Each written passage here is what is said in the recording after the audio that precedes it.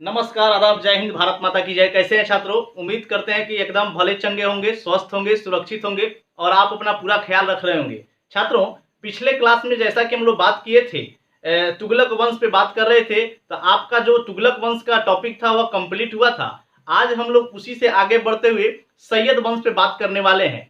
थोड़ी सी बात को समझिएगा। मैं आपको एक और बात स्पष्ट कर दूं कि मेरे इस प्लेटफॉर्म पे आपको जीके जीएस की संपूर्ण तैयारी कराई जाती है।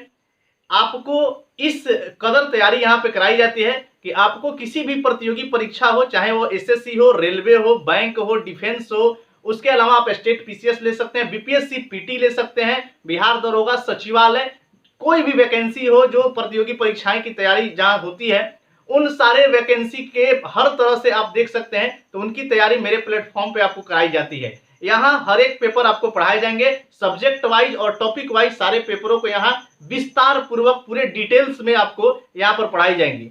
आप लोगों से एक और बात हम कह दें, जो कि बहुत एक अच्छी खुशखबरी है, जो मैं अपने प्लेटफॉर्म के माध्यम से आप लोग को उपलब्ध करवाने जा रहा हूँ। इस संडे नहीं, अर्थात कल से नहीं, अगले संडे से, मतलब अगले रविवार से आप लोगों को मेरे इस यूट्यूब चैनल पर 10 बजे दिन में आपको एमसीक्यू प्रश्न का सीरीज जो है चलेगा, और वह प्रत्येक रविवार को चलेगा। जो भी महत्वपूर्ण प्रश्न एग्जाम पॉइंट ऑफ व्यू से, बात को ध्यान समझिएगा, प्रत्येक रविवार 10 बजे। हालांकि बहुत सारे मेरे ऐसे छात्र हैं जो जानते भी होंगे उस प्रोग्राम के बारे में कि वह क्या है। हमने अपने यहाँ पटना में जो मेरा संस्था है गुरु मंत्रा जीएस क्लासेस, वहां पे यह प्रोग्राम हम लोग चला रहे थे, जिसका नाम है 10 का दम 10 बजे। थोड़ा सा बात को समझिएगा। प्रत्येक रविवार 10 का दम 10 बजे, प्रत्येक रविवार 10 का दम 10 बजे। देखिएगा, यह एक मेरा जो है छोटा सा पहल कह सकते हैं। यह प्रोग्राम हम अपने यहाँ हर संडे को अपने कोचिंग पटना में चलाते थे। प्रत्येक रविवार को 10 का दम 10 बजे इस टेस्ट का नाम था। और यहाँ पे मैं उसी दिन जो भी छात्र इस टेस्ट में टॉप रैंक पर आते थे, 1 रैंक, 2 रैंक और 3 रैंक, तो उन सारे छात्रों को मैं बहुत सारे ऐसे पुरस्कार देता था जो छात्रों से संबंधित पुरस्कार होती थी। तो आपको यह टेस्ट जो है अब मेरे यूट्यूब चैनल गुरु मंत्रा जीएस क्लासेस पर ऑनलाइन एवरी संडे प्रत्येक रविवार को 10 बजे दिन में जो है मिलने लगेंगे। कल से नहीं, कल थोड़ी सी कुछ ऐसे जरूरी कार्य है जिसमें मैं बिजी हूं, लेकिन नेक्स्ट संडे से आपको जो है यह प्रोग्राम 10 का दम 10 बजे, प्रत्येक रविवार 10 का दम 10 बजे आपको मिलने लगेगा। तो उम्मीद करते हैं कि इस प्रोग्राम में भी आप शरीक होइए, भाग लीजिए। यह बहुत ही अच्छा जो है पहल है। इसमें वो सारे तमाम प्रश्न कराए जाते हैं जो किसी भी प्रतियोगी परीक्षाओं के जो व्यू से आपको बहुत ही महत्वपूर्ण प्रश्न होते हैं, उसी में हम लोग इस प्रकार के प्रश्नों को जिक्र करते हैं। तो आपको चलिए, आज मैं अपने YouTube चैनल गुरु मंत्रा जीएस क्लासेस में फिर से तहे दिल से बहुत बहुत स्वागत करता हूं। उन सारे तमाम छात्रों को मेरे प्लेटफॉर्म पे बहुत बहुत स्वागत है, जो आज अपनी जो है तैयारी, प्रतियोगी परीक्षाओं की तैयारी में लगे हुए हैं। एक जरूरी और बात आपसे मैं थोड़ी सी कह दूं कि अभी फिलहाल में आपको पता ही है, बिहार दरोगा 2213 पदों के लिए नया बहाली आ चुकी है, जिसका फॉर्म भी भरा रहा है। और बिहार फॉरेस्ट गार्ड की भी वैकेंसी अभी चल रही है, जो लास्ट अभी सितंबर तक अभी भराएगा। तो आप सभी तमाम छात्रों को इस फॉर्म को भरना चाहिए, जो कि एक बहुत ही अच्छा अवसर है आप लोगों के लिए, इसमें आपकी जो है बाजी मारने के लिए। तो इसीलिए हम लोग आज जो है इस सारे एग्जाम पॉइंट ऑफ व्यू से, वो बिहार दरोगा और बिहार फॉरेस्ट गार्ड नहीं, आपको जहां भी जीके जीएस के प्रश्न पूछा जाता है किसी भी एग्जाम में, उन सारे एग्जामों के इस हालात से हम लोग कवर करते हुए और सारे बातों पर हम लोग डिस्कशन करेंगे। बारी बारी से हर चीजों को बारीकी से समझने की कोशिश करेंगे। तो चलिए, आप लोगों को फिर से मैं अपने यूट्यूब चैनल में गुरु मंत्रा जीएस क्लासेस में बहुत बहुत स्वागत करता हूं। आज हम लोग बात कर रहे हैं, थोड़ी सी बात को समझिएगा, सैयद वंश पे हम लोग को चर्चा करना है। लेकिन आपको बता दें कि सैयद वंश पढ़ने से पहले थोड़ी सी आपको पीछे का इतिहास जानना जरूरी है। जानना इसलिए जरूरी है कि मैंने पिछले बहुत दिनों से आपको यह बात बताते आया कि आपको इतिहास को रटना नहीं है, यदि आप इतिहास रट रहे हैं तो यह आपके काम की चीज नहीं है। रट कर आप इतिहास में प्रश्नों को हल नहीं कर पाएंगे। इस बात को एकदम माइंड सेट कर लीजिए। इतिहास एक ऐसा विषय है जिसको आप एक दूसरे से कोरिलेट करके और कहानी के जैसा आप जो है उसको अगर दिमाग में रखें तो बहुत लंबे दिनों तक रहेगा। और आप किसी भी एग्जाम में अगर बैठते हैं तो वहां आपको प्रश्न छूटने का किसी भी तरह से चांस नहीं है। तो इसीलिए आपको मैं बता दूं कि तुगलक वंश का जो टाइम पीरियड रहा था वह 1320 से लगाकर 1414 ईस्वी तक रहा था।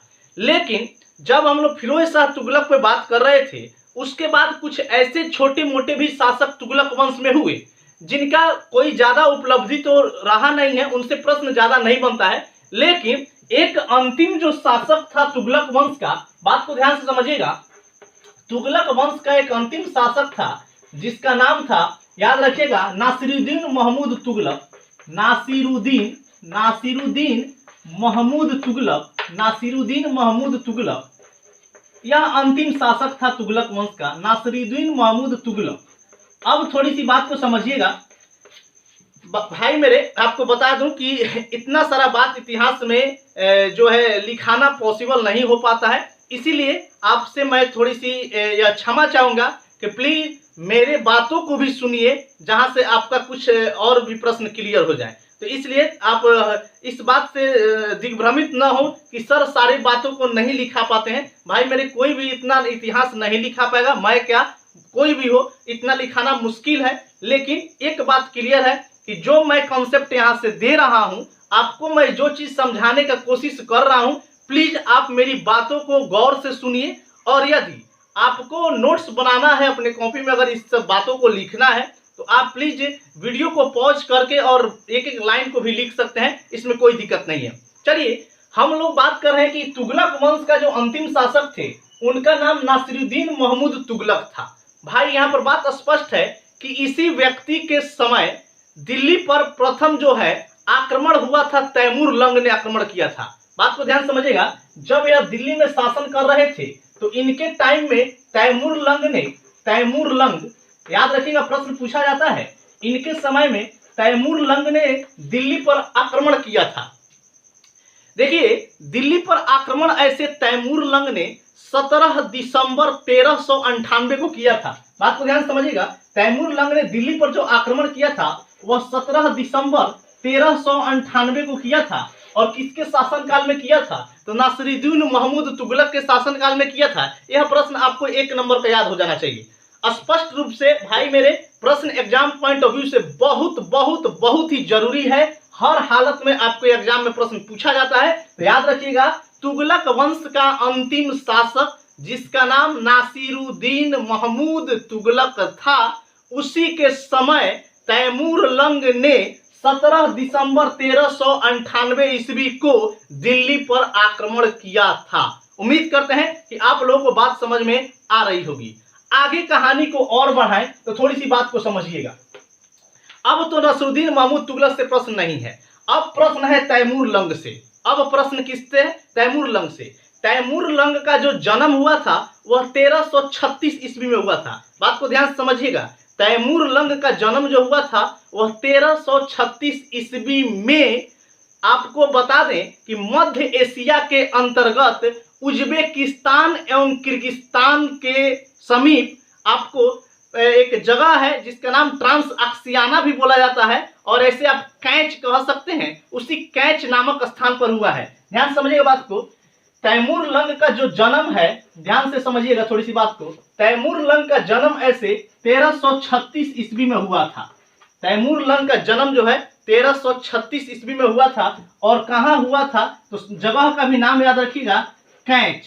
कैच एक जगह है जो मध्य एशिया के अंतर्गत है। यहाँ पर ट्रांस अक्सियान आप कह सकते हैं, ट्रांस अक्सियान। ध्यान से समझिएगा बात को। मध्य एशिया के अंतर्गत जो भी जगह आते हैं जैसे किर्गिस्तान, उज्बेकिस्तान, तुर्कमेनिस्तान, उसी जगह के एक छोटी सी जो जगह थी जिसका नाम कैच था, जो ट्रांस अक्सियान अर्थात मध्य एशिया के अंतर्गत आता था, वहीं पर तैमूर लंग का जन्म 1336 ईस्वी में हुआ था। बात स्पष्ट होगी। अब बात करते हैं कि इनके पिता का नाम क्या था। तैमूर लंग के पिता का नाम, ध्यान समझिएगा, तैमूर लंग के पिता का नाम आमिर, याद रखिएगा, अमीर अमीर तुर्किक था। तैमूर लंग के पिता का नाम अमीर तुर्किक था। अब बात आती है कि इनके पिता का नाम अमीर तुर्किक था। यहां से एक बहुत ही महत्वपूर्ण प्रश्न आपके एग्जाम में बनते हैं। तैमूर लंग जो व्यक्ति थे, इनके पिता का नाम अमीर तुर्किक था, लेकिन यह प्रश्न आपको याद रखना है कि तैमूर लंग चगुताई कबीले से बिलोंग करता था। प्रश्न पूछा गया है कि तैमूर लंग किस कबीले से बिलोंग करता था, अर्थात इसका वंशज स्पष्ट याद रखना है कि तैमूर लंग का वंशज कौन सा था। तो याद रखिएगा, चगुताई कबीले, याद रखिएगा, चगुताई वंशज से आता था। तैमूर लंग चगुताई वंश से आता था, अर्थात यह चगुताई कबीले का नेतृत्व करता था, चगुताई वंश से आता था। अब बात याद रखिएगा कि तैमूर लंग कभी कभी अपने मन में यह बात भी बताता है, बहुत सारे इतिहासकार इस बात को स्पष्ट भी किए हैं कि तैमूर लंग अपने आप को चंगेज खां का वंशज भी मानता था। आपको ध्यान समझिएगा, तैमूर लंग जो था वह अपने आप को चंगेज खां का वंशज भी बताता है, और यहां तक यह बात कहता है यह कि हमारे शरीर के अंदर चंगेज खां का खून है। अर्थात आप बात को समझ सकते हैं कि चंगेज खां से कितना जो है खून का रिश्ता का बात इसने कहा है अपने बायोग्राफी में कि हमारे अंदर जो है ऑलरेडी किसका खून है, तो चंगेज खां का खून है। अर्थात ये अपने आप को चंगेज खां का वंशज मानता था, और यह चगुताई वंश से आता था। कौन से वंश से आता था? चगुताई वंश से। इसके पिता का नाम आमिर तुर्की था। इसका जन्म 1336 ईस्वी में कैच ट्रांसएक्सियाना के समीप हुआ था, और इसने 17 दिसंबर 1398 में दिल्ली पर आक्रमण किया था। उस समय दिल्ली के शासक थे नासिरुद्दीन महमूद तुगलक। बात क्लियर है? अब थोड़ी सी बात को और आगे बढ़ाते हैं। आप यदि नोट बनाना चाहते हैं तो प्लीज एंड प्लीज वीडियो को पॉज कीजिए, और आप स्क्रीनशॉट भी ले सकते हैं, या आप जो है इस तरह से भी बात को समझ सकते हैं। अब थोड़ी सी बात को हम और आगे बढ़ाते हैं, थोड़ी सी बात को समझिएगा कि इसके आगे क्या है। भाई मेरे, आज डस्टर थोड़ा सा जो है बहुत दूर पर है रखा गया है, तो इसीलिए थोड़ा सा हाथ से मिटाना पड़ रहा है। कल से फिर हम लोग पुनः जो है इसके डस्टर को हम लोग हाथ में ले लेंगे। तो अब थोड़ी सी बात आती है कि इतना बेसिक बात तो हम तैमूर लंग के बारे में जाने। अब तैमूर लंग से एक आध बात और जानना है। तैमूर लंग का जन्म 1336 में हुआ। 17 दिसंबर 1398 को तैमूर लंग दिल्ली पर आक्रमण किया, और आपको बता दें कि 18 दिसंबर, याद रखिएगा, 18 दिसंबर 1398 को, बात को ध्यान समझिएगा, 18 दिसंबर 1398 को तैमूर लंग 18 दिसंबर 1398 को तैमूर लंग जो था वह दिल्ली पर पूर्ण रूप से कब्जा कर लिया। दिल्ली पर पूर्ण रूप से कब्जा कर लिया। आपको बता दें कि यहां पर एक और बात आपको याद रखने की जरूरत है। 17 दिसंबर 1398 को यह हमला ही किया दिल्ली पर। उस समय नासिरुद्दीन महमूद तुगलक थे, और उनके साथ इकबाल बुल्लू करके एक व्यक्ति थे। याद रखिएगा, इकबाल कुल्लू। यहां पर एक नाम और पूछा जाता है, इकबाल कुल्लू। यह कौन थे भाई? तो इकबाल कुल्लू जो यह व्यक्ति थे, थोड़ी सी बात को समझिएगा, इकबाल कुल्लू जो यह व्यक्ति थे, यह नासिरुद्दीन महमूद तुगलक के दोस्त थे। बात को समझिएगा, यह इकबाल कुल्लू जो थे यह नासिरुद्दीन महमूद तुगलक के जिगरी फ्रेंड थे, एकदम बॉजम फ्रेंड कह सकते हैं, लंगोटिया यार थे। और जैसे ही नासिरुद्दीन महमूद तुगलक तैमूर लंग जैसे ही दिल्ली पर आक्रमण करता है, तभी इकबाल कुल्लू और नासिरुद्दीन महमूद तुगलक दिल्ली छोड़कर भाग जाता है। याद रखिएगा, यह इकबाल कुल्लू जो है बुलंदशहर भाग जाता है। इकबाल कुल्लू जो है डर से बुलंदशहर भाग जाता है, और नासिरुद्दीन महमूद तुगलक जो है वो गुजरात भाग जाते हैं। तो यहाँ दोनों व्यक्ति तैमूर लंग के आक्रमण करते ही दिल्ली छोड़कर वापस दोनों अलग अलग जगहों पर भाग गया। यह इकबाल कुल्लू जो नासिरुद्दीन महमूद तुगलक का दोस्त था, ये बुलंदशहर भाग गया, और नासिरुद्दीन महमूद तुगलक खुद जो है गुजरात भाग गए। इस बात को भी थोड़ी सी याद रखिएगा। अब बात आती है कि 1 जनवरी, थोड़ी सी बात को समझिएगा, 1 जनवरी 1399 को 1 जनवरी 1399 ईस्वी को तैमूर लंग दिल्ली से वापस फिर अपने यहाँ चल जाता है। मात्र 15 दिन, याद रखिएगा, तैमूर लंग मात्र 15 दिन ही दिल्ली में रहा और 15 दिन रहने के बाद 1 जनवरी 1399 को वापस पुनः जो है यह अपने यहाँ चल जाता है। अर्थात यह कहाँ से था तो आपको पता है ट्रांस अक्सियाना से था, तो वापस चला जाता है, वापस चला जाता है। अब बात आती है कि एक प्रश्न और तैमूर लंग से याद रखना है। तैमूर लंग का जन्म आपको बताया 1336 में हुआ था। तैमूर लंग 1369 ईस्वी में, थोड़ी सी बात को समझिएगा, तैमूर लंग 1369 ईस्वी में, तैमूर लंग 1369 ईस्वी में, 1369 ईस्वी में समरकंद का शासक बना। समरकंद, समरकंद का शासक बना, समरकंद का शासक बना, याद रखिएगा, समरकंद का शासक बना। तैमूर लंग 1369 ईस्वी में समरकंद का शासक बना, इस बात को भी थोड़ा सा याद रखिएगा। और 1 साल के बाद अर्थात 1370 ईस्वी में यह अपने अभियानों में लग गया, अर्थात अलग अलग जगहों पर अभियान करने लगा। और ऐसा बताया जाता है कि तैमूर लंग जब समरकंद से चला था, अर्थात 1370 से ही अभियान इसका जारी हुआ, मुल्तान, लाहौर, दीपालपुर, कैथल, उसके बाद आप कह सकते हैं उज्बेकिस्तान, समरकंद और सारे जगहों को जीतते हुए जो है दिल्ली की तरफ आगे बढ़ा। तो 92,000 याद रखिएगा, 92,000 सेनाओं के साथ, 92,000 सेनाओं के साथ यह जो है अपना अभियान जो है चालू किया था। इतना सेना लेकर यह दिल्ली की तरफ निकला था, यह भी बात को थोड़ा सा याद रखिएगा। थोड़ी सी हम डस्टर को ले लें यहाँ पे मिटाने के लिए। अब बात आती है कि तैमूर लंग से तो यह प्रश्न हम समझ गए। अब बात आती है कि आज का टॉपिक हम लोग का सैयद वंश है। आज का टॉपिक हम लोग का सैयद वंश है। हम लोग आज सैयद वंश पे विस्तार रूप से चर्चा करने वाले हैं।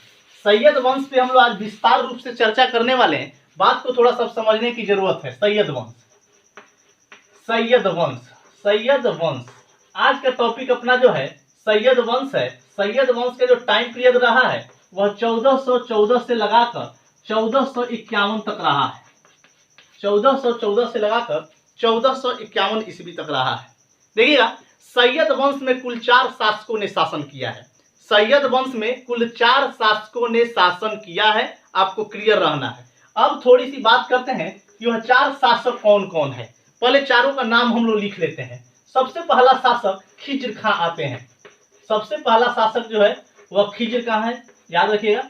उसके बाद नेक्स्ट जो शासक है वह मुबारक शाह है। नेक्स्ट शासक जो है वह मुबारक शाह है, मुबारक शाह। उसके बाद जो शासक आते हैं उनका नाम मोहम्मद शाह है, मोहम्मद शाह, मोहम्मद शाह, याद रखिएगा।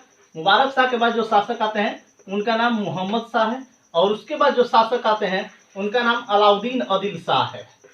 अलाउद्दीन अदिल शाह, अलाउद्दीन अदिल शाह, नाम याद रखने की जरूरत है आपको, अलाउद्दीन अदिल शाह। अब बात आती है कि यह सैयद वंश में कुल 4 शासकों ने शासन किया। खिज्र खां, मुबारक शाह, मोहम्मद शाह और अलाउद्दीन अदिल शाह। सबका हम टाइम पीरियड भी जान जाए तो इनका टाइम पीरियड तो था 1414 से लेकर 1421 ईस्वी तक था। उसके बाद बात करें मुबारक शाह का जो टाइम पीरियड था वह 1421 से लेकर 1434 ईस्वी तक था। उसके बाद बात करें मोहम्मद शाह का टाइम पीरियड जो था वह 1434 से लेकर 1445 ईस्वी तक था, याद रखिएगा। और लास्ट शासक अलाउद्दीन अदिल शाह का जो टाइम पीरियड था वह 1445 से लेकर 1451 ईस्वी तक था। और 1451 से लेकर 1526 तक लोदी वंश, दिल्ली सल्तनत का अंतिम वंश, कहानी उसके बाद खत्म हो जाएगा, दिल्ली सल्तनत आपका कंप्लीट हो जाएगा। अब बात करते हैं कि हम तो चारों शासकों का नाम और चारों शासकों का टाइम पीरियड, शासन करने का जो समय है उसके बारे में तो हम लोग बात कर लिए। अब बारी बारी से हम चारों शासकों के बारे में, इनसे प्रश्न जो बनते हैं एग्जाम में, जो भी इंपॉर्टेंट प्रश्न बनते हैं उन पे बात करेंगे। सबसे पहले हम बात करते हैं खिज्र खां से, उसके बाद हम लोग देन सारे शासकों पे बात करेंगे। थोड़ी सी बात को समझिएगा। खिज्र खां से, हालांकि जो सैयद वंश है यहाँ से तो ज्यादा प्रश्न एग्जाम में नहीं बनता है, सबसे बड़ी बात ये समझिएगा। सैयद वंश से एग्जाम में ज्यादा प्रश्न नहीं बनता है, इक्का दुक्का प्रश्न अगर बन जाता है तो अच्छा है। तुलना में किसके, तो आप याद रखिएगा खिलजी वंश और तुगलक वंश और गुलाम वंश, ये 3 टॉपिक से ज्यादातर प्रश्न आपके एग्जाम में बनते हैं।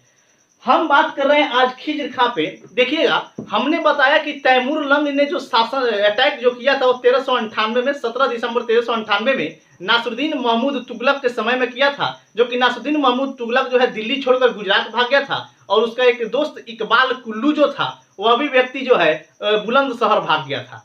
अब बात आता है कि सर खिज्र खां तब कैसे आ गया। देखिएगा, बात को यहाँ समझिएगा। खिज्र खां जो वैसा बताया जाता है कि जब तैमूर लंग दिल्ली पर अटैक किया, उस समय खिज्र खां जो थे वह तैमूर लंग के बहुत ही करीबी ऐसे माने जाते हैं, उनकी सेनापति में से थे। और जब सेनापति थे तो बहुत ही वफादार और ईमानदार सेनापति थे। इसी वजह से जब तैमूर लंग ने बहुत सारे ऐसे भारत में क्षेत्रों को जीता, तो उसकी जिम्मेवारी जो है खिज्र खां को वापस सौंप कर और अपने यहाँ लौट गया था। तो उसी भरोसे और विश्वास पात्र के चलते खिज्र खां को तैमूर लंग ने जीते हुए भारत के क्षेत्रों को दिया। सबसे बड़ी बात है कि जब खिज्र खां को तैमूर लंग ने भारत के क्षेत्रों को दिया, तो उसमें 3 क्षेत्रों का नाम आपको याद रखना है। सबसे पहला क्षेत्र मुल्तान याद रखना है, सबसे पहला क्षेत्र मुल्तान, उसके बाद दूसरा क्षेत्र लाहौर, और उसके बाद तीसरा क्षेत्र दीपालपुर। मुल्तान, लाहौर और तीसरा क्षेत्र याद रखना है दीपालपुर। देखिएगा, यह तीनों क्षेत्र जो है तैमूर लंग ने खिज्र खां को सौंप दिया, और उसके साथ दिल्ली भी सौंपा था। दिल्ली का भी शासक तो थे ही। मुल्तान, लाहौर और दीपालपुर की सूबेदारी याद रखिएगा, यहाँ की सूबेदारी, यहाँ की सूबेदारी का जिम्मा जो है वह किसको सौंप कर चल गया, तो वह खिज्र खां को सौंप कर तैमूर लंग वापस चला गया था। तो आपसे प्रश्न यह पूछा जाता है कि प्रारंभ में खिज्र खां को 3 जगह का शासक नियुक्त किया गया था। कौन कौन सा जगह, तो मुल्तान का, लाहौर का और दीपालपुर का सूबेदार इनको बनाया गया था। कौन बनाए थे, तो याद रखना है तैमूर लंग ने यह तीनों जगह इनको दिया था। यह बात क्लियर होनी चाहिए। अब बात करते हैं कि खिज्र खां, यहां से और क्या प्रश्न बनते हैं। खिज्र खां एकमात्र ऐसा शासक था, अर्थात अभी दिल्ली सल्तनत में हम बात कर रहे हैं, एक ऐसा यह शासक था जिसने न ही सुल्तान की उपाधि ली और न ही अपने नाम का सिक्का चलवाया था। ये भी प्रश्न आपसे पूछा जाता है। खिज्र खां ने सुल्तान की उपाधि, याद रखिएगा, सुल्तान की उपाधि खिज्र खां जो था यह न ही सुल्तान की उपाधि लिया, यहाँ क्रॉस करने का मतलब है कि सुल्तान की उपाधि नहीं लिया, बात को समझ जाइएगा, और ना ही अपने नाम का सिक्का चलवाया। अपने नाम का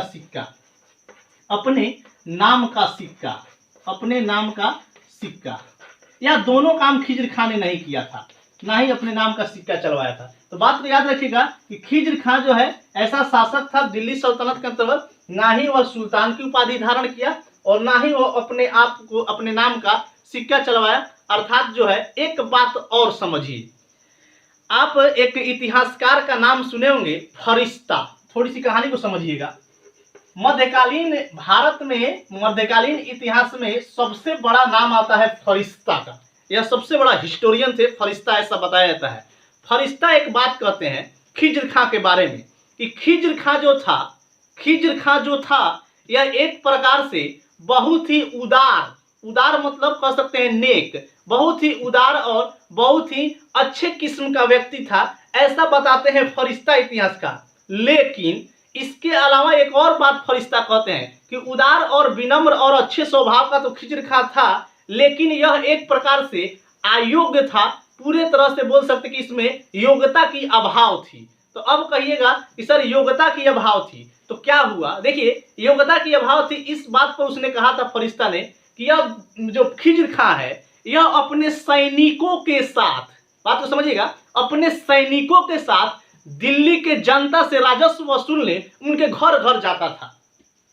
ऐसा शासक आप शायद कभी नहीं देखे होंगे कि जो खुद दिल्ली का शासक हो, अर्थात दिल्ली का जो सम्राट हो, और अपने सैनिक लोग के साथ साथ जाके घरे घर जनता से राजस्व रेवेन्यू वसूलने का काम करता हो। तो इसी बात पर फरिश्ता ने कहा है कि यह उदार था, नम्र था, स्वभाव का अच्छा था, सब ठीक था, लेकिन इसमें जो है योग्यता का अभाव था। यह पूर्ण रूप से इलिजिबल, अयोग्य शासक की श्रेणी में आता है। यह भी बात आपको पूछा जाता है, प्रश्न याद रखिएगा फरिश्ता के अनुसार इसको क्या बोला गया था।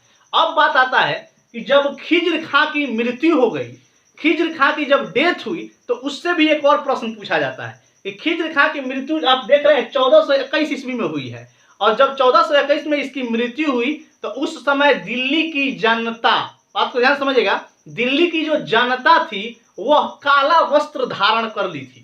दिल्ली की जो जनता थी वो क्या करती, काला वस्त्र पहन ली थी। इसकी मृत्यु जब हुआ था शोक मनाने के लिए काला वस्त्र धारण कर ली थी। तो यह भी प्रश्न एक बार बहुत ऊपर लेवल के एग्जाम में पूछा गया है कि दिल्ली के किस सुल्तान की मृत्यु होने पर वहां की जनता शोक के रूप में काला वस्त्र धारण करती। तो याद रखना है, खिज्र खां के मृत्यु पर वहां के दिल्ली की जनता जो है एक दिन के लिए शोक मनाने के लिए काला वस्त्र धारण की थी। आपको बता दें कि खिज्र खां जो है सुल्तान की उपाधि नहीं लिया, अपने नाम का सिक्का नहीं चलवाया, लेकिन इस व्यक्ति ने एक उपाधि लिया था, उसको भी याद रखने की जरूरत है, रैयत ए आला।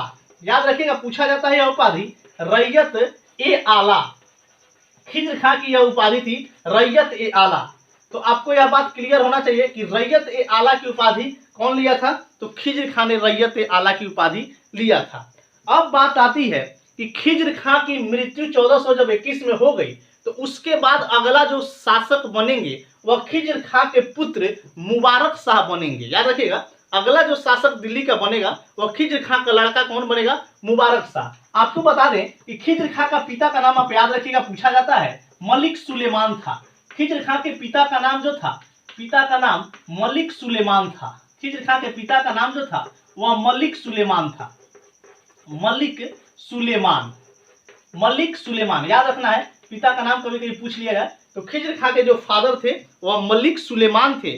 और यहाँ एक बात और याद रखिएगा, कहिएगा क्या कह रहे हैं, याद रखिएगा बउआ जी, एकदम याद रखिएगा कि मलिक सुलेमान जो खिज्र खां के पिताजी थे ना, यह फिरोज शाह तुगलक, पीछे बात किए होंगे FST दिल्ली सल्तनत में ही, तो फिरोज शाह तुगलक के यहाँ आमीर के पद पर काम कर रहे थे। याद रखिएगा, किस पोस्ट पर थे भाई, तो आमीर के पोस्ट पर कार्य कर रहे थे। यह भी कभी कभी पूछ लिया जाएगा। याद रखिएगा, खिज्र खां के पिता मलिक सुलेमान किसके यहाँ काम कर रहे थे, तो फिरोज शाह तुगलक के यहाँ किस पोस्ट पर बाबू मेरे, तो आमीर के पोस्ट पर कार्य कर रहे थे। बात क्लियर होगी। अब थोड़ी सी कहानी को और आगे बढ़ाते हैं। हम बोले कि खिज्र खां की मृत्यु 1421 में हुई, ठीक है भाई, बात क्लियर है, खिज्र खां की मृत्यु 1421 में हुई।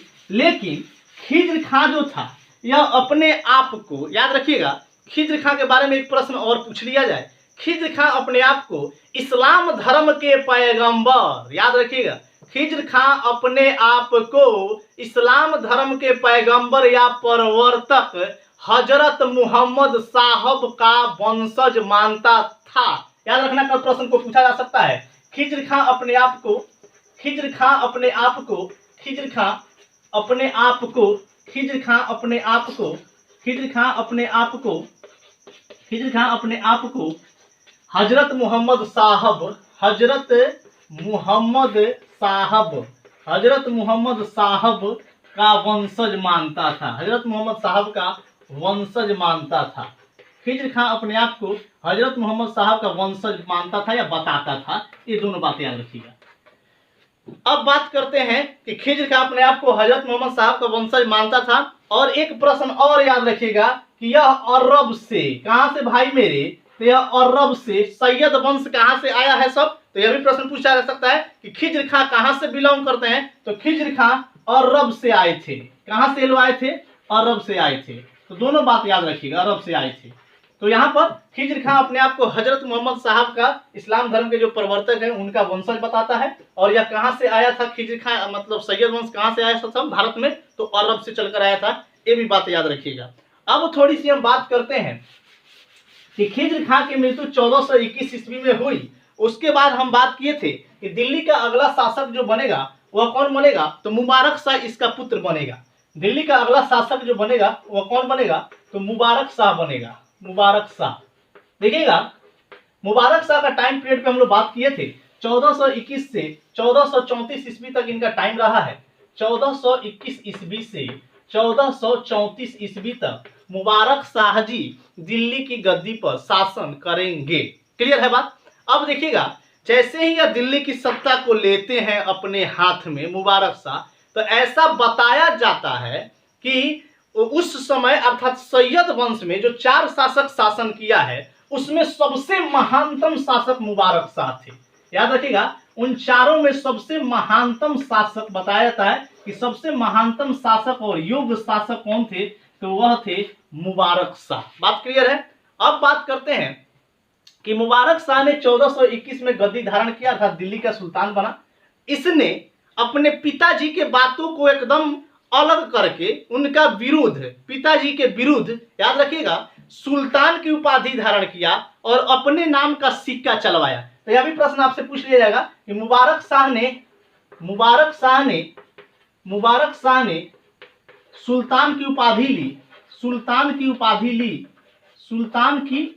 ली, मुबारक शाह ने सुल्तान की उपाधि ली और अपने नाम का सिक्का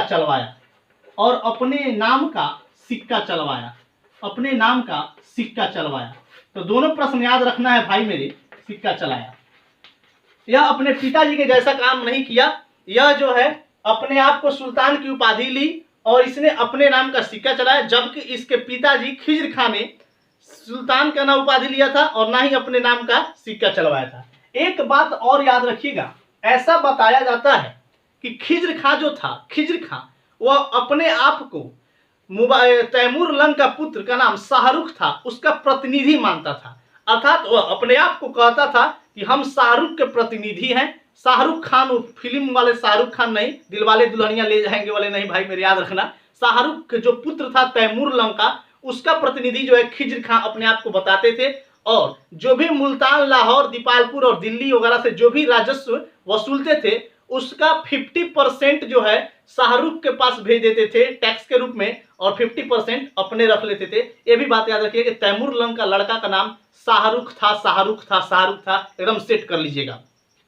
हम बात कर रहे थे मुबारक शाह पर। मुबारक शाह ने अपने नाम पर, याद रखिएगा, मुबारक शाह ने अपने नाम पर, अर्थात अपने, जिसका जो नाम था मुबारक शाह, अपने ही नाम पर इसने मुबारकाबाद शहर की स्थापना यमुना नदी के तट पर कराया है। याद रखो यहाँ पे मुबारकाबाद नगर, मुबारकाबाद कौन सा बात भाई, तो मुबारकाबाद नगर का या शहर का स्थापना, मुबारकाबाद शहर का स्थापना किसने कराया है। तो प्रश्न पूछा जाता है कि मुबारकाबाद शहर का स्थापना किसने कराया है, तो मुबारक शाह ने कराया है। कहाँ है भैया, तो जमुना नदी के किनारे कराया है। कौन सी नदी के किनारे, यमुना नदी के तट पर, तो याद रखिएगा, ये भी प्रश्न आपसे मुबारक शाह से पूछ लिया जाता है। हमने बताया कि सैयद वंश के अंतर्गत सभी 4 सुल्तानों में सबसे महानतम और योग्य शासक कौन थे, तो मुबारक शाह थे। ये भी बात क्लियर हुई होगी। अब बात करते हैं कि मुबारक शाह से और कौन कौन से प्रश्न बनते हैं। हमने मुबारक शाह से तो 2 प्रश्न बना के देखे कि इसने मुबारकाबाद की स्थापना जो है जमुना नदी के किनारे मुबारकाबाद शहर की स्थापना कराया था। भाई मेरे, इस मुबारकाबाद से एक बात और याद आ रही है हमको। क्या याद आ रही है, समझिएगा बात को, कि हमने कहा था कि तुगलकाबाद, कौन सा बात भाई, तुगलकाबाद शहर की स्थापना किसने कराया था। सट से दिमाग जाना चाहिए, गयासुद्दीन तुगलक ने कराया था तुगलकाबाद शहर की स्थापना। अब बात करते हैं, एक और फेमस नाम लिखते हैं जो बहुत ही महत्वपूर्ण है, याहिया बिन अहमद सरहिंदी। याहिया बिन अहमद सरहिंदी, कहिएगा बड़का नाम लिखते हैं आप, याहिया बिन अहमद सरहिंदी। बड़का नाम लिखेंगे नहीं भाई, जब बड़का नाम लिखेंगे तबे ना बड़का बड़का पोस्ट मिलेगा, दरोगा बनोगे, एसपी बनोगे, कलेक्टर बनोगे, खूब बड़का बड़का नाम याद रखना पड़ेगा, समझे। नौकरी मिल रहा है 60,000, 70,000, 80,000, 1 लाख, 2 लाख, 4 लाख का सैलरी वाला, तो नाम भी तो बड़का बड़का याद करना पड़ेगा। इसलिए बड़का नाम याद करो सब लोग, याद रखो। याहिया बिन अहमद सरहिंदी को मुबारक शाह का संरक्षण प्राप्त था। ये क्या कह रहे हैं, समझे में नहीं आ रहा है भाई मेरे। संरक्षण प्राप्त था, मुबारक शाह के यहाँ रहते थे, कह दो। नहीं समझ में आ रहा है संरक्षण प्राप्त क्या है, तो डायरेक्ट कहो ना कि मुबारक शाह के यहाँ भाई आदमी रहता था। कौन आदमी, याहिया बिन अहमद सरहिंदी जो था, ये मुबारक शाह के घर पर रहता था, उनके यहाँ रहता था, यही तो हुआ मुबारक शाह का संरक्षण प्राप्त था। इसका मतलब यही हुआ। अब बात आती है कि याहिया बिन अहमद सरहिंदी का एक प्रसिद्ध रचना है, बहुत बार पूछा जाता है, याद रखना है। याहिया बिन अहमद सरहिंदी का एक प्रसिद्ध रचना है जिसका नाम है, याद रखिएगा, तारीख ए मुबारक शाही। भाई मेरे, ये नाम को याद रखना पड़ेगा, तारीख ए मुबारक शाही, तारीख ए मुबारक शाही, यह रचना किसकी है? तो याहिया बिन अहमद सरहिंदी का रचना है तारीख मुबारक शाही। यह इसी व्यक्ति ने लिखा था और ये किनके यहाँ रहते थे? तो मुबारक शाह जी के यहाँ यह रहते थे, याहिया बिन अहमद सरहिंदी। अब थोड़ी सी बात को और समझिएगा। हमने कहा था कि फक्र ए मुदाबिर, याद रखिएगा, फक्र ए मुदाबिर। पिछले क्लास में जो आप खिलजी वंश में देखिएगा, शायद आप मेरी वीडियो को देखे होंगे तो पीछे का देख लीजिएगा एक बार। खिलजी वंश, खिलजी वंश में हम लोग बात किए थे कि, सॉरी खिलजी वंश नहीं, गुलाम वंश में, कि उस कुतुबुद्दीन ऐबक का दरबार में दो व्यक्ति जो रहते थे इतिहासकार या कवि के रूप में, उनका नाम आपको बताए थे कि उसमें फक्र ए मुदाबिर थे और एक थे हसन निजामी ताल उज नासिर का जो लेखक है। तो फक्र ए मुदाबिर वाला वो भी लिखा है तारीख मुबारक शाही, तो उसका भी याद रखना है। और याहिया बिन अहमद सरहिंदी ने भी जो पुस्तक लिखा है तारीख मुबारक शाही, इसको भी याद रखना है। दोनों बात को याद रखिएगा। अब हम बात करते हैं एक और जरूरी बात। जब मुबारक शाह से यही 3-4 प्रश्न बनता है और कोई ज्यादा प्रश्न इनसे नहीं बनता है। जब मुबारक शाह अपना जो नगर बसाए थे, अभी हमने बताया मुबारकाबाद जो नगर अपने नाम पर इन्होंने बसाया था, तो उसका निरीक्षण करने एक बार गए थे। निरीक्षण का अर्थ क्या होता है भाई मेरे? मतलब मुबारकाबाद शहर को देखने, उसको जायजा लेने की कैसे वहां लोग है, कैसी जनता है, कैसे लोग रह रहे हैं। तो जब एक बार वह निरीक्षण करने निकले मुबारकाबाद में, तो वहां पर इनको जो है षड्यंत्र के तहत मारा गया। अब कहिएगा षड्यंत्र के तहत कैसे मारा, कौन मारा, इस पर हम चर्चा करेंगे। लेकिन इससे पहले एक बात और समझिए। जब मुबारक शाह दिल्ली पर शासन कर रहे थे तो सारा कुछ ठीक चल रहा था, सारा कुछ ठीक चल रहा था, हर व्यवस्था ठीक थी। लेकिन एक दिक्कत था भाई मेरे। दिक्कत क्या था कि दिल्ली पर मंगोल आक्रमण रुकने का नाम ही नहीं ले रहा था। इतना ना मंगोल अटैक हो रहा था कि मुबारक शाह महानतम शासक थे, युग शासक थे, ये बात किसी को तो समझ में आई ही नहीं। और इनका वहां पर विरोध होने लगा कि मुबारक शाह दिल्ली की सत्ता को छोड़ो, आप दिल्ली के शासक नहीं रहोगे, यहाँ गद्दी से उतारने की इनकी बात होने लगी। क्यों होने लगी? कि वहां लोग इनसे असंतुष्ट हो गए, दिल्ली की जनता इनसे नाराज होने लगी कि आप तो महान है, योग्य है, फिर भी दिल्ली पर मंगोल आक्रमण क्यों नहीं रुक रहा है आपके समय में। इस बात से दिल्ली की जो जनता है इनसे जो है नाखुश हो गई और इनको गद्दी से हटाने का जो है प्रयास करने लगी। इसी बीच में इनके दरबार में, इनके मतलब शासनकाल के दौरान इनके दरबार में इनका एक वजीर रहता था। नाम याद रखिएगा, बहुत फेमस नाम है इनके वजीर का। इनका एक वजीर रहता था जिसका नाम था सरवर उल मुल्क। सरवर उल मुल्क, सरवर उल मुल्क इनके वजीर था। सरवर उल मुल्क, कहिएगा सरवर उल मुल्क कौन था? तो इनका वजीर था, किसका? मुबारक शाह का वजीर सरवर उल मुल्क इनके यहाँ रहता था। इसी व्यक्ति ने दिल्ली की जनता के साथ, अर्थात दिल्ली के जो तुर्क अमीर लोग थे उनसे क्या किया कि साठगांठ किया। मतलब कहने का है कि मुबारक शाह को किसी तरह से जो है गद्दी से हटाया जाए। तो क्या किया कि दिल्ली के जनता के साथ जो है साठगांठ किया, और साठगांठ करने के उपरांत इसने एक षड्यंत्र रचा। उन लोगों से बोला कि हम लोग क्या करते हैं कि मुबारक शाह की हत्या करवा देते हैं, उसको हम लोग मरवा देते हैं। तो सरवर उल मुल्क ने एक इसके नीचे, अर्थात सरवर उल मुल्क वजीर, उस समय प्रधानमंत्री के पद को कहा जाता था, तो सरवर उल मुल्क के नीचे एक व्यक्ति कार्य कर रहा था जो इसका सेनापति का जो हेड था उसका नाम सिद्धपाल था। बात को याद रखिएगा, सिद्धपाल। सरवर उल मुल्क का एक छोटा सेनापति था जो इसके अंडर में काम करता, सरवर उल मुल्क के अंदर में काम करता, उसका नाम सिद्धपाल था। तो सिद्धपाल से जो है मुबारक शाह की हत्या करवा दिया। जब मुबारक शाह मुबारकाबाद जो है अपने क्षेत्र का उसी दौरान निरीक्षण कर रहे थे, उसी दौरान जो है पीछे से छिपकर जो है सिद्धपाल ने जो है मुबारक शाह का गर्दन उड़ा दिया और जो है गर्दन जो है धड़ से अलग कर दिया और उनकी जो है वहां पे डेथ हो जाती है, मृत्यु हो जाती है।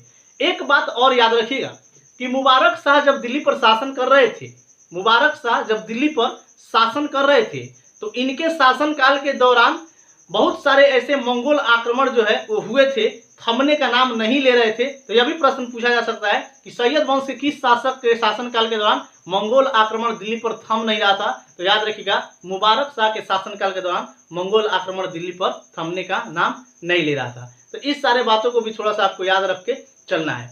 थोड़ी सी हम कहानी को और आगे बढ़ाते हैं। जब मुबारक शाह की मृत्यु हो गई तो इनके बाद अगला जो उत्तराधिकारी का जो जिम्मा मिलेगा वह जिम्मा मिला किसको? तो मोहम्मद शाह को। तीसरा शासक कौन थे? मोहम्मद शाह। आपको बता दें कि मोहम्मद शाह जो थे मुहम्मद शाह जो थे वह मुबारक शाह का दत्तक पुत्र थे। मुहम्मद शाह इस मुबारक शाह के दत्तक पुत्र थे। अब कहिएगा दत्तक पुत्र मतलब क्या होता है? भाई मेरे, दत्तक पुत्र का अर्थ होता है भाई का लड़का थे। तो भाई का लड़का थे अर्थात मुबारक शाह के एक भाई थे जिनका नाम फरीद खां था। मुबारक शाह के एक भाई थे जिनका नाम फरीद खां था। उसी फरीद खान का लड़का मुहम्मद शाह था जो इनके बाद दिल्ली की सत्ता को संभालेगा। तो यहाँ पर हम लोग मुहम्मद शाह और अलाउद्दीन जो अलाउद्दीन आदिल शाह है उन दोनों शासकों पे बात हम लोग नेक्स्ट एपिसोड में करेंगे। अगला जो टॉपिक में करेंगे आप लोगों को फिर आज हम बता दें कि नेक्स्ट संडे से, कल वाली संडे नहीं, अगले संडे से हम लोगों को जो है हमारे प्लेटफॉर्म पे 10 का दम 10 बजे प्रत्येक रविवार 10 बजे दिन में वो चलता है, इसीलिए उसका नाम ही रखा गया है 10 का दम 10 बजे। प्रत्येक रविवार 10 का दम 10 बजे वह जो है प्रोग्राम आप लोग को ऑनलाइन यूट्यूब माध्यम पे, जैसे आप क्लास देख रहे हैं वैसे उस दिन आप जो है उस टेस्ट में भाग लीजिएगा और वहां अति महत्वपूर्ण प्रश्नों का सीरीज जो है चलाया जाएगा जो आपके किसी भी आने वाले एग्जामों के लिए एकदम जो है रामबाण जड़ी बूटी जो है संजीवनी बूटी जो हनुमान जी लेके आए थे वही संजीवनी बूटी साबित होगा। तो इसीलिए आप लोग उसमें बढ़ चढ़कर हिस्सा लीजिए। प्रत्येक रविवार 10 कदम 10 बजे आर मिश्रा के संग, मेरा नाम भाई ऐसे रत्नेश मिश्रा पूरा नाम है लेकिन शॉर्ट में मैं आर मिश्रा लिखता हूं।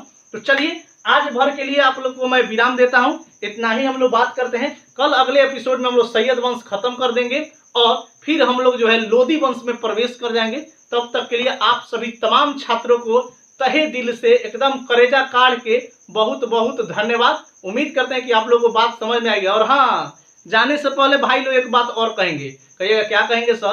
तो वही रोज कहते हैं, जो भी व्यक्ति यूट्यूब चलाता है वो पहले एक भाई मेरे प्लीज मेरे चैनल को एक बार सब्सक्राइब कर दो, लाइक कर दो, बेल आइकन दबा दो, ये कर दो।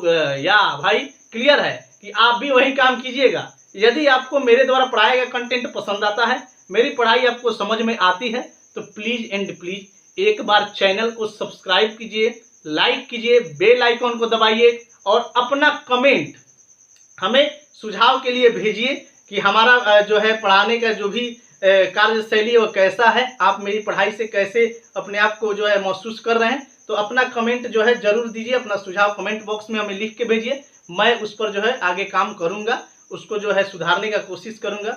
तो चलिए आज हम लोग जो है विदा लेते हैं, फिर कल मिलते हैं, सैयद वंश को कंप्लीट करते हैं और लोधी वंश में प्रवेश करते हैं। बहुत बहुत धन्यवाद। एकदम मस्त रहिए, गुलगुलाते रहिए, खिलखिलाते रहिए। माता रानी करे कि आपकी मनोकामना जल्द पूरी हो, आप अपने मंजिल को जल्दी से पाएं। मैं माता रानी से यही नमन करता हूं। जय माता रानी, जय हो पवन सुत हनुमान, जय हिंद भारत।